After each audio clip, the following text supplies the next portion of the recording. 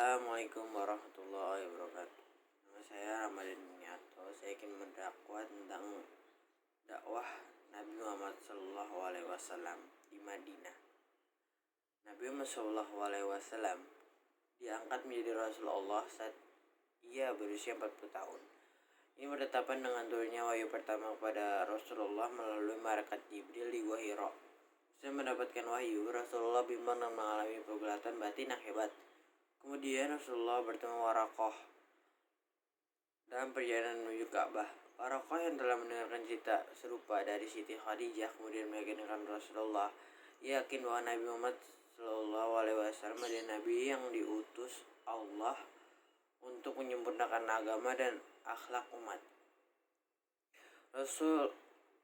Akhirnya Rasulullah menetapkan hatinya untuk berdakwah sampai akhir hayat.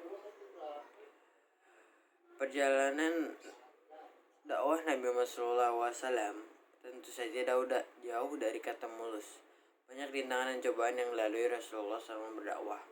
Bahkan penolakan serupa berupa hinaan dan celaan dari kafir Quraisy. Waraqah bahkan mengingatkan Rasulullah untuk berhati-hati. Ia berkata, "Pastilah kau akan didustakan orang-orang, akan disiksa, akan diusir, dan akan diperangi. Kalau sampai pada waktu itu aku masih hidup, pasti aku akan membela yang di pihak Allah dengan pembelaan yang diketahuinya." Namun, semua itu dilalui Rasulullah dengan sabar dan tawakal. Rasulullah berdakwah selama 23 tahun sampai akhir hayatnya.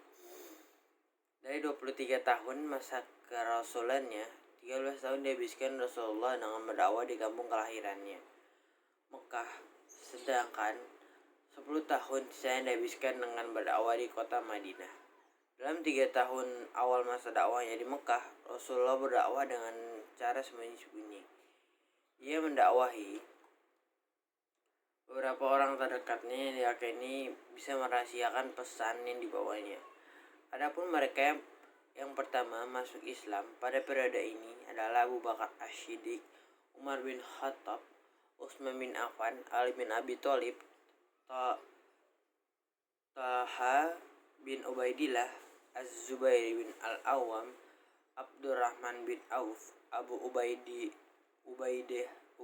bin Al-Jarrah, Sa'ad bin Abi Waqqas, dan Sa'id bin Zaid. Orang-orang ini kemudian mendapat julukan As-Sabiqun Al-Awwalun, yaitu orang-orang pertama yang masuk Islam. Nabi Muhammad terus melakukan dakwah secara sembunyi-sembunyi sampai kemudian turun wahyu Allah Subhanahu wa taala surah Al-Hijr ayat 94 yang berbunyi, "Fasda bima tu'maru warid anil musyrikin." Maka sampaikanlah olehmu secara terang-terangan segala apa yang diperintahkan dan berpaling dari orang-orang yang musyrik. Nabi Muhammad kemudian melakukan dakwah secara terang-terangan. Beliau memulai dakwah dari Bani Hashim, warga terdekatnya, namun hanya Ali bin Abi Thalib saja yang mau masuk Islam dan pamannya. Abi Thalib bersedia membela walaupun ia belum mau mengucapkan syahadat. Banyak kafir Quraisy yang menentang ajaran Nabi Muhammad SAW, termasuk paman Nabi sendiri, yaitu Abu Lahab. Mereka melakukan segala cara untuk menolak ajaran yang dibawa Rasulullah. Bahkan mereka berencana untuk membunuh Nabi Muhammad SAW. Hingga akhirnya turun perintah Allah untuk hijrah ke negeri Habasyah, di mana ada raja yang adil di sana. Raja itu disebut tidak akan membiarkan rakyatnya ditindas dan dianiaya. Namun kemudian turun lagi perintah dari Allah untuk hijrah ke kota Madinah. Kemudian Rasulullah beserta para sahabatnya hijrah ke Madinah dan membangun Masjid Quba. Masjid ini dijadikan sebagai tempat sholat dan tempat menyusun tugas-tugas dakwah. Pembangunan Masjid Kuba berjalan dengan lancar dan Nabi Muhammad pun turut mengulurkan tangan dalam menyelesaikan pembangunannya.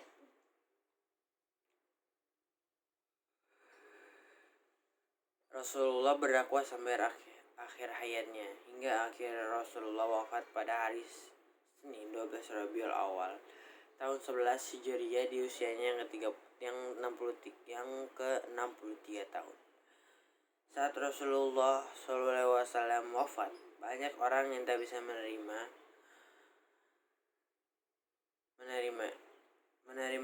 Umar bin Khattab, sahabat Nabi terkemuka, bahkan menghunus pedang dan mengancam akan membunuh siapa saja yang mengatakan Nabi wafat. Orang-orang pun panik dan gundah. Betapa tidak sang junjungan pamungkas dari Nabi telah pergi untuk selama-lamanya. Dalam situasi seperti itu, Abu Bakar As-Siddiq, sahabat Nabi yang terkenal lembut hatinya, hadir menyelamatkan akidah kaum muslimin. Wahai sekalian manusia, barang siapa yang menyembah Muhammad, ketahuilah sungguhnya Muhammad telah wafat.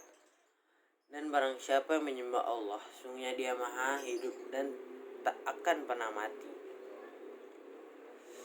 Ucap seperti terdapat dalam Abu Bakar As-Siddiq, khalifah pembawa kebenaran. Karya Muhammad Khalid, kaum muslimin seketika tersadar, namun hal itu bukan berarti membuat jalan yang hendak ditempuh sepeninggal Rasulullah menjadi mudah. Abu Bakar yang kelak menjadi khalifah pertama mesti menghadapi persoalan politik yang hebat.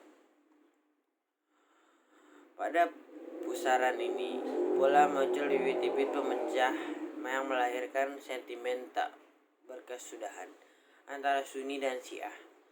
Muhammad Hussein Haikal dan Abu Bakar As-Siddiq. Ketegangan mula muncul dari perbedaan status kaum muslimin di Madinah, yaitu kaum Ansor dan Muhajirin. Ansor merasa telah membantu Rasulullah dan kaum Muhajirin saat mereka didustakan di Mekah. Mereka merasa lebih berhak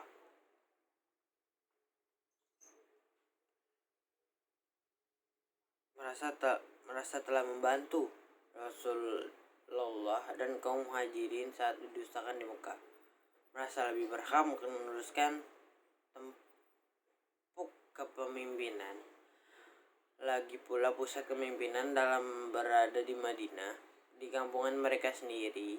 Mereka segera berkumpul di pusat kepemimpinan di pusat sebuah tempat bernama Saqifah Bani Syaidah yang dipimpin oleh Sa'ad bin Ubadah dari suku Khazraj.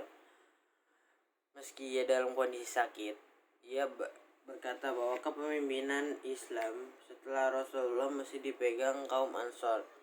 Tepat sekali pendapatmu, dan kami tak akan beranjak dari pendapat itu. Kami serahkan persoalan ini ke tanganmu. Dalam kepentingan kaum muslimin, engkaulah pemimpin kami, jawab kaum Ansar. Serempak, di tempat terpisah, Abu Bakar sebagai mertua Rasulullah dan keluarga Nabi yang lain sedang berada di sekeliling jenazah Nabi. Mereka tengah mempersiapkan pemakaman sementara. Umar bin Khattab mulai berpikir tentang suksesi kepemimpinan. Ia segera mendatangi sahabat Nabi yang lain, yakni Ubaidah bin Jarrah. Bentangkan tanganmu, Ubaidah, akan kubelat engkaulah orang kepercayaan umat. Ini atas dasar ucapan Rasulullah, ucap Umar. Abu Ubaidah segera menjawab, sejak engkau masuk Islam, tak pernah engkau tergelincir. Engkau akan memberikan sumpah setia. Padahal masih ada Abu Bakar. Saat mereka tengah berdiskusi, kabar tentang pertemuan Ansar di Sakifah Bani Saidah sampai ke mereka. Umar segera mengutus orang untuk menemui Abu Bakar. Mertua Nabi itu berkata bahwa dirinya sedang sibuk. Namun karena desakan Umar, ia akhirnya datang menemui Umar. Engkau tidak tahu, Ansar sudah berkumpul di Sakifah Bani Saidah. Mereka ingin menyerahkan kepemimpinan ini ke tangan Sa'ad bin Ubaidah, kata Umar. Mereka segera pergi ke Sakifah Bani Saidah.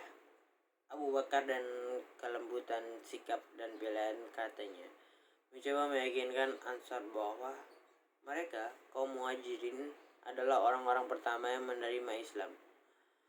Oleh karena itu, tampuk kepemimpinan alias Amir lebih tepat di tangan mereka, sementara Ansar tetap dilibatkan dalam pemerintahan sebagai wazir atau penasihat. Sebagai besar kaum Ansar terpikat dengan gaya tuturnya sehingga sikap mereka melunak. Namun ada juga yang tetap mempertahankan pendapat bahwa mereka lebih berhak menjadi pemimpin sebab Ansarlah yang menolong Rasulullah dan kaum muhajirin. Ketegangan yang terjadi, Umar bin Khattab sebagai muhajirin dan Al-Hubab bin Munzir bin Al-Jamuh dari Ansar terlibat perdebatan yang tajam. Di tengah situasi seperti itu, Abu Ubaidah bin Jarrah hadir sebagai penengah. Saudara Ansar, kalian adalah orang yang pertama memberikan bantuan dan dukungan. Janganlah sekarang jadi orang-orang pertama pula mengadakan perubahan dan perombakan ucapan. Setelah itu Umar bin Khattab, Abu bin Jarrah, dan orang-orang Ansar membuat Abu Bakar sebagai khalifah pertama penerus kepemimpinan Rasulullah SAW. Sekian yang bisa saya sampaikan atas dakwah ini. Kurang lebihnya mohon maaf atas kesalahan dari kata-kata saya. Wabillahi taufiq wal hidayah. Wassalamualaikum warahmatullahi wabarakatuh.